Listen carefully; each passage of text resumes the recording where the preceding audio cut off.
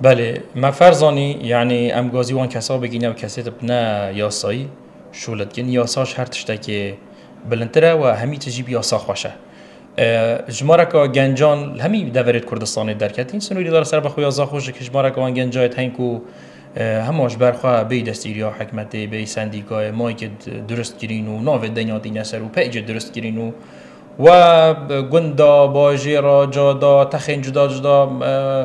دیدارات کنو چاپ کفتنات کنو اوش یعنی کشت هم قانونی هم کشت جواگی هم کشت روزنامه‌وانی پیدات کردن مدوید اما کو پنگا وای که یعنی بشین ریفورمه که ریخستنه که بخینه اوی کار سوشیال میدیا السنوی اداره سر بخوی زاخو و خوشحالی جی و پشتی من نویسار بو اداره سر بخوی زاخو کری و آن سازی اندین امنی باجی زاخو همیجی پشتوان بیم بو اوی پنگاوی کو ام پنگاوی که قانونی باویش بحقیقت امد قال جناب آن ریشی نخاره راستی جماره که آوان گنجت خودان شیانن بهرین جدا جدا هنت واره روزنامه‌وانی دا لیم تخازین و آوان بهره بشیوه که قانونی در بکن و خدمت باجرت خواه بکن خدمت ملت خواه بکن ما آگهدار کردم که اف کاری هین کن کاری که به دستیریه نه قانونیه دوید هین دستیریه سندیکا روزنامه نویسان یانج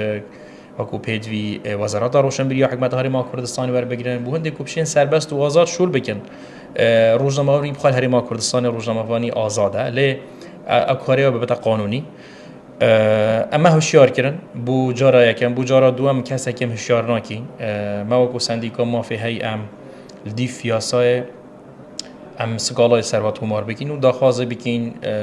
پریکت یاسایی ام داخوازه اجازه وا بکین اکیجه همیشه به اجازه نوید کارت کن یعنی دستیری نین نش حکمت نش سندیکای ام آگهدار کرین راستی پیچ و مال پرد گله که نرسمی زیده بین الهمی دورا راستی که یعنی قانون ای نبود و نسکنینن بیشتر گله بربلاف بد و دی مشکل بوانجی چه بن و دی بو خالکیجی چه بن اوام آگهدار کرین بو فایده میا دست پی که از بریخور هاتم وری وقت مزانی من وعده سیدم گویی ایلا بیشتر قناتی که فرمی نبود از کار نکم ایلا فرمی بود ام وی کاری بکن تشتی که گله باشه عمل وری بیشتر ابد پیچ و مال پرال وری کم که ابد نفرمی و راستیجی مامستاجی آسان کاری بو مکرن گفتم ونا که حقی واجی برزه بتندکش ما و 10 ساله پتری هم خوبخشی همیه شولت کی بوده وره و بو ملت خوشی.